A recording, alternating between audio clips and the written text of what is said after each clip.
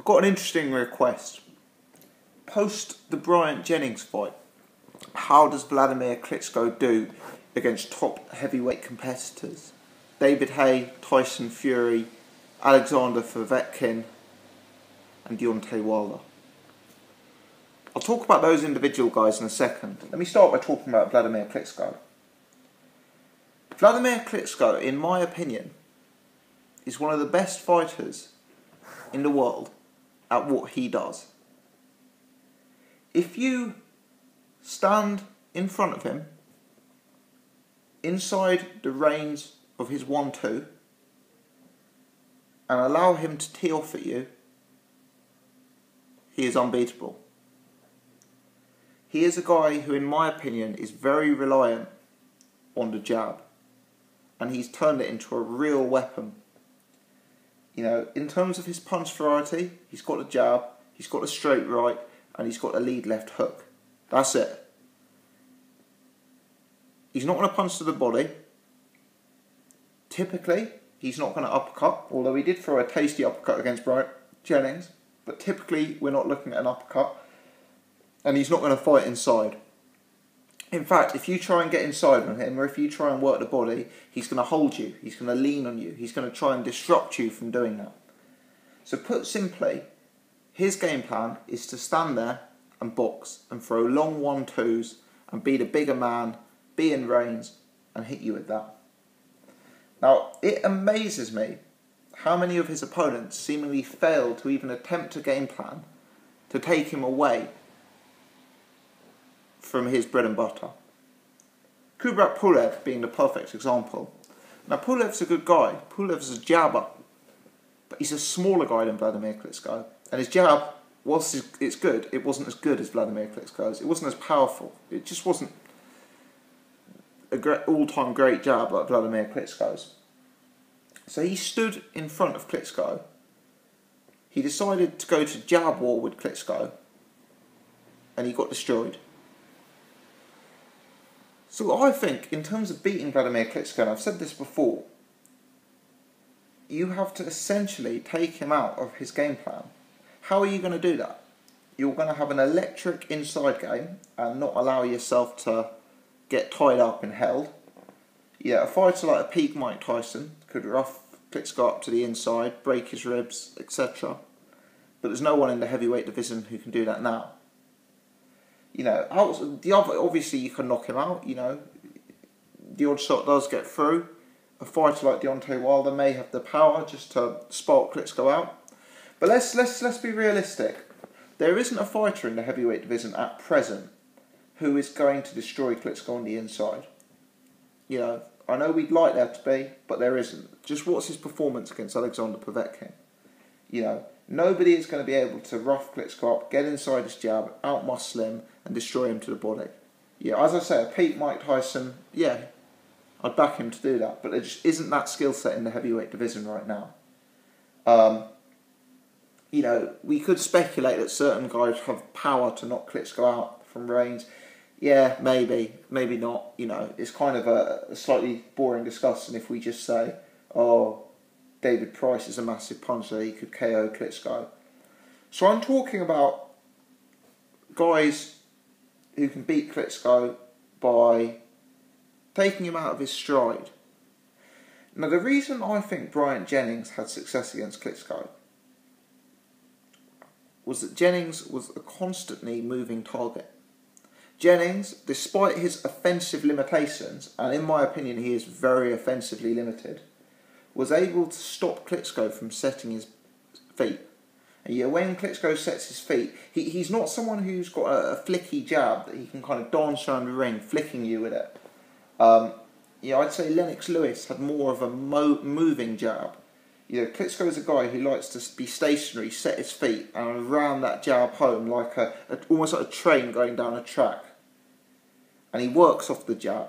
Yeah, but I think Bryant-Jennings' movement and his athleticism meant that, you know, he wasn't a stationary target for Klitschko to use that jab. You know, the jab against Jennings was less effective than against Povetkin and Pulev, in my opinion, because Jennings was fitter and, you know, was moving more. I think the other thing to mention is Jennings was trying to come inside and outside of range. He did a fair job of not just standing inside Klitschko's jab. He tried to kind of rush Klitschko, get inside, and then back out and dance away. And I think that constant changing of the distance, going out, going in, upset Klitschko to a point. It didn't allow Klitschko to, do what Klitschko does best. If we look at Klitschko opponents like Povetkin, Pianeta, Pulev, they've all been destroyed. Who are the two guys who've gone the distance recently and had even minor success against Klitschko? Let's say won 2 or 3 rounds. It's David Haye and Bryant Jennings. They're a similar type of fighter in the sense that they're athletes who are athletic and who move. And I think there's no coincidence that these are the two guys who've gone the distance. It's not because Bryant Jennings and David Haye are defensively elite. It's not even because they are necessarily elite chins. It's because that movement, that athleticism, has stopped Klitschko from doing what Klitschko does best, which is setting his feet and throwing a 1-2 from distance. The changing of the going inside, being in front of him, being outside of his jab, has stopped him from really utilising what I would class as his 9 to 5, his bread and butter. So I think that's where you're going to have effect of him. I don't think Klitschko's got old in the Bryant Jennings fight. In my opinion, peak Wladamir Klitschko is what we saw in the Povetkin and Pulev fights, which were very, very recent. I don't think it's old. I just think that Klitschko doesn't like the moving target, and he prefers someone who's going to stand in front of him, and wouldn't we all in a fight situation? So I'm looking at ways to beat Klitschko. For me, Deontay Wilder has a puncher's chance. I mean, he has a puncher's chance in any fight he's in. The difficulty is he is so raw, and in my opinion, he is so defensively open. I mean, even in the Bermain-Stavern fight, look at the way he rushes in and, is so desperate to close the show. I mean, he clearly hasn't learnt lessons from the Audley Harrison fight where he spilled in like an MMA fighter after hurting Harrison. Now, for me, Deontay Wilder beat Bermain-Stavern because he was a better boxer on the outside. He's a better athlete than Bermain-Stavern, and he was faster. He had better feet than Bermain-Stavern. Now, with Wladimir Klitschko, you're up against a taller guy, a guy who's more athletic, a guy who is going to be a better boxer than you, and a guy who, for his size, Wladimir is not a bad mover. I don't see Deontay Wilder, with his rawness, with his lack of technical capability, with his defensive openness, having success against Klitschko. I feel like he'd try and implement the long 1-2 in the same way that Kubrat Pulev did. I think he'd try and outbox Wladimir Klitschko, but once again be a slightly smaller man with a slightly worse jab, and I think possibly will be more defensively open. So whilst Deontay Wilder has a puncher's chance in any fight, I don't really see him being the man to beat Wladimir Klitschko. Tyson Fury, as I've said many times, is the one I like. Why? Because he's so tall, he's so big, he's so rangy, he could potentially take the Wladimir Klitschko jab away. Now, I know Klitschko's fought tall guys before, like Mariusz Wach, but Wach is very, very limited technically. Tyson Fury can fight southpaw. He is an exceptional mover for a man of his size. He's also got greater reach. So, I mean, imagine Tyson Fury circling around Wladimir Klitschko, moving him, not allowing Klitschko to set his feet, throwing that jab from greater range than Klitschko, trying to catch Klitschko from outside of Klitschko's jabbing range, and then doing that at a southpaw angle, which has potentially caused Klitschko problems before in the Tony Thompson fight, etc. I really think Tyson Fury can take Klitschko out of his A game. He can really make Klitschko have to make adjustments. And I don't see Klitschko as an adjustable, versatile fighter. I just think Tyson Fury can stay out of range of that jab, can use his movement to stop Klitschko from setting himself. And I'd throw in the southpaw thing. I'd also throw in the fact that Tyson Fury is possibly the least likely fighter to be bullied on the inside. Not only because he's got an inside game, but because he's taller and heavier than Vlad.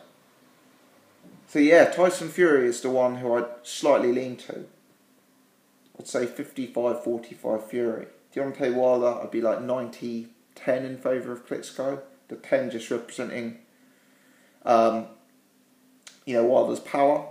But David Haye is an interesting one, because David Haye performed poorly against Klitschko. But nevertheless, he potentially put in a better performance than likes of Pulev and Povetkin. I think Haye's chance is gone. I think his inactivity will be killer.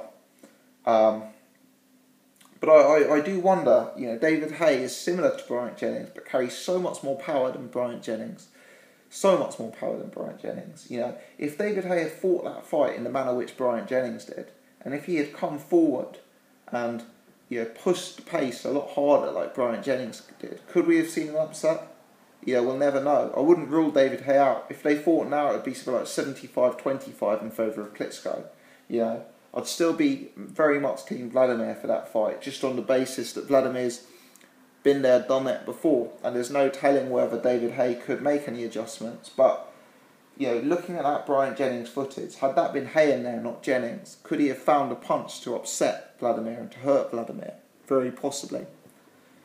Alexander Povetkin, I'm not keen to see a rematch there. That was one of Vlad's most dominant performances. He didn't lose a round, in my opinion. Yes, it was ugly. Yes, it was unsportsmanlike. But Wladimir, I often talk about versatility. I often talk about fighters who could do different things on different days. Povetkin shows zero versatility. The same game plan that didn't work in round 1, he was still plugging away with in round 12. Yes, the guy's got heart, but he's too small, too limited boxing-wise to beat Wladimir Klitschko, in my opinion. So there it is. Right now, I have Wladimir Klitschko favourite over everyone in the division, bar Tyson Fury. Tyson Fury is the fighter I see who can take Klitschko's rhythm, Klitschko's reins, Klitschko's jab off him. I think Tyson Fury can move very, very well for a big man. Possibly not as well as Jennings or Haye, but very well for a big man. I think Fury's got an excellent inside game. For such long arms, this guy is lethal on the inside. I think the southpaw stance is so good against Klitschko. I think Fury's punching combinations, the way he throws combinations and then drops to the body, the way he can switch stances, the list goes on, Fury, for me to beat Wladimir Klitschko, you've got to stop him from being Wladimir Klitschko. You've got to stop him from standing there going 1-2. You've got to not be inside his reins. So you've either got to be an exceptional mover, or you've got to be able to jab him from outside of his range. Tyson Fury's got both of those. And if the fight's not going his way, he can switch stances. He can come on the inside and big man an opponent. He can throw combinations to the body. He's got a toolkit. Fury's got plan A, plan B, plan C or plan D. Otherwise known as plan orthodox, plan southpaw, plan outside of range, plan inside of range. The guy's got a box of tricks. And I think, whilst Wladimir Klitschko can always finish a fight with his power, I think Fury over 12 rounds will find a way to get the better of him. Because I don't see Wladimir Klitschko making the adjustments. I see Fury making the adjustments. As always, keen to discuss. Do let me know your thoughts.